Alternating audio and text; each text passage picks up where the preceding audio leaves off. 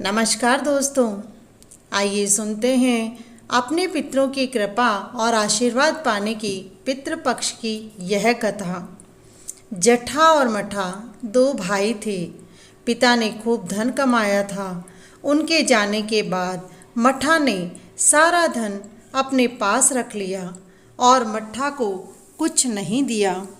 जट्ठा ने बहुत विनती की मट्ठा से कि मेरे बच्चे छोटे हैं, कुछ तो खाने के लिए या रुपया पैसा ही दे दो। परंतु मट्ठा ने उसकी एक भी नहीं सुनी। मट्ठे की पत्नी बहुत चालाक थी। वह पति से बोली, सुनो जी, अब अपने भाई को बोल दो कि तुम्हारा अब इस घर में कोई काम नहीं है, इन्हें घर से बाहर निकाल दो।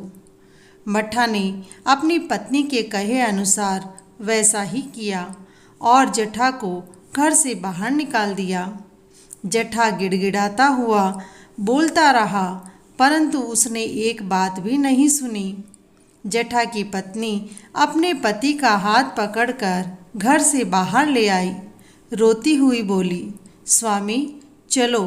ऐसा कहकर दोनों निकल गए। थोड़ी सी दूर जाने पर देखा दो आम के पेड़ पास पास में थे। उन पर एक लकड़ी लगाकर वहीं पर अपनी झोपड़ी बनाकर रहने लगे। कुछ दिनों बाद पितृपक्ष आया। मट्ठा की पत्नी अपने पति से बोली, हमने बड़ा घर बनाया है, इस घर में रंग करवाया है, परंतु अभी तक कोई भी हमारे घर को देखने के लिए नहीं आया है। अब मैं ये घर किसको दिखाऊं? तुम एक काम करो, श्राद्ध पक्ष शुरू हो गए हैं, तुम्हारे पिताजी का श्राद्ध आने वाला है। सभी रिश्तेदारों को बुला लो ताकि इस बहाने आकर के अपना घर देख ले और हमारा ऐशो आराम ठाट बाट सब नज़र कर ले। सभी रिश्तेदारों को न्योता दे दिया गया। पिता के श्राद्ध पर खूब पकवान बनाए गए। उधर जेठा के घर कुछ भी नहीं था, खाने के भी लाले पड़ रहे थे।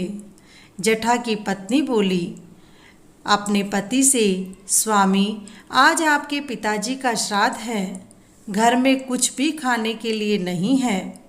सामने किराने की दुकान है और किराने की दुकान वाला आपका दोस्त है, उससे थोड़े से चावल ले आओ ताकि मैं खीर बना करके एक कंडा जलाकर अपने पितरों को भोग लगा दूं, ताकि पितृ संतुष्ट हो जाएं और हमें आशीष दें।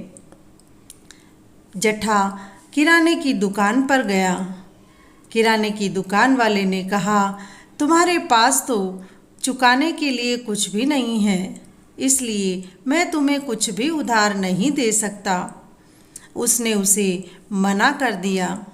जट्ठा के बहुत कहने के बाद में थोड़ा सा गुड़ और थोड़ा सा घी एक कटोरी में डालकर उसको दे दिया। जट्ठा घर आकर के अपनी पत्नी से बोला, देवी, दुकानदार ने तो हमारी इस हालत को देख करके कुछ भी देने से मना कर दिया है, बस इतना सा गुड़ और ये घी दिया है।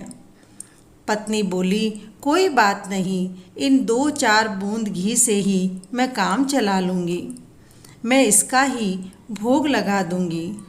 उसने सबसे पहले अपने चौक को पूरा, घर के बाहर पानी छिटका, फिर गोबर का कंडा लाई और उसे जलाकर उस पर घी और गुड़ का भोग लगाया।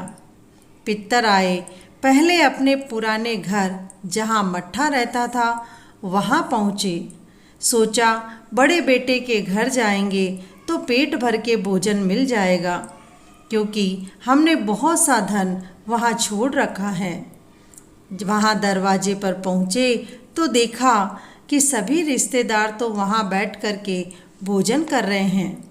ना तो स्वान के लिए कोई ग्रास निकाला, ना गाय को रोटी दी और ना ही कौओं को खिलाया।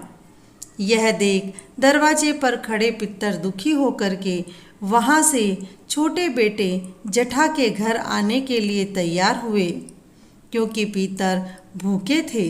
उन्होंने सोचा छोटे बेटे के घर में कुछ भी नहीं है, परंतु एक बार उसके घर जाकर आए तो सही। दोस्तों, जब पितरों को श्राद्ध पक्ष में खाने के लिए नहीं मिलता है तो वो पूरे साल भर भूखे रहते हैं, और जो दूसरे पितर भरपेट खाना खाते हैं उनके मुख से जो लार टपकती है, उनका जो कफ गिरता है, उसे चाट करके वह पितर उसे भूख मिटाते हैं। जब ऐसा होता है तो पितरों के मुख से अनायास ही बद्दुआ निकल आती है कि मैं अपने घर में भरा पूरा परिवार छोड़कर आया हूँ, खूब सारा धन छोड़कर आया हूँ, कम से कम परिवारजन अच्छा भोजन नहीं तो घी शक्कर या गुड़ शक्कर का कंडे पर लगाकर छोड़ देते तो मुझे आज लार नहीं चाटनी पड़ती। इसी कारण से घर में वर्ष भर सुख शांति नहीं रहती है। पितर जेठा के घर पहुँचे। वहाँ द्वार पर देखा कि जेठा की पत्नी ने कंडा जलाया और उस कंडे पर घी और गुड़ छोड़ा। पितर वहाँ से भोजन प्राप्त कर चले गए। जब 16वां दिन पितर का अंतिम दिन था तो पितरों के स्वामी आर्य स्वामी कौवे पर बैठकर आए।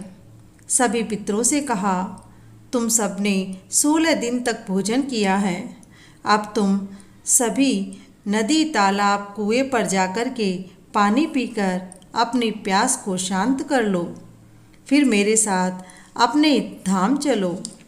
पितरों ने सोचा 16 दिन भूखे रहे, एक दरवाजे से भोजन नहीं मिला, दूसरे दरवाजे से मिला जिसके घर में खाने के लिए कुछ भी नहीं था। जब तक आर्य स्वामी लेने के लिए आए तब तक मैं उसके घर जाकर आ जाऊं, जहाँ से मुझे भोजन मिला है, जिसके घर से एक दीपक इस घाट पर आने वाला है, उससे पहले ही मैं उसके घर पहुँच जाऊं। वहाँ जाकर देखा जेठा के बच्चे भूख से बिलख रहे थे। बच्चे अपनी माँ से कह रहे थे, माँ हमें बहुत तेज भूख लगी है, 4-5 दिन से हमें खाने के लिए तुमने कुछ भी नहीं दिया है। माँ बेचारी उनकी ये बात सुनकर चुप रही, बेबस होकर के उन बच्चों को अपने सीने से लगा लिया, लेकिन उनके भोजन के लिए कुछ भी नहीं कर पाई। पितर यह देख वहाँ से फिर से घाट पर चले गए, क्योंकि पितरों को वहाँ पर भोजन मिला था। जब वहाँ पहुँचे तो आर्य स्वामी आ गए थे। बेटा शाम के समय वहाँ घाट पर दीपक जलाने के लिए आया था। आर्य स्वामी ने पितरों से पूछा, पितरों अब जाने का समय हो रहा है, जाते समय बोलो तुम्हारे भोजन करने के बाद किसके घर में मुझे क्या देना है। पितर बोले, आर्य स्वामी मेरे जट्ठा के घर में खाने के लिए कुछ भी नहीं है, उसे ऐसा आशीर्वाद दो कि वह खूब फले खूब फूले और उसके घर में किसी भी बात की कोई कमी ना रहे। जैसे ही आशीष मिला, जट्ठा के घर में खुशी का दीपक जल गया। मट्ठा के घर में तिल तिल सभी साधन घटने लगे और जट्ठा के घर में पितरों की कृपा से तिल तिल सब साधन बढ़ने लगे। हे पितर महाराज, जैसी कृपा आपने जट्ठा के घर पर करवाई, वैसी ही कथा को सुनने, कहने और हुकार देने वाले सभी पर अपनी कृपा बरसाना। बोलो पितर महाराज की जय।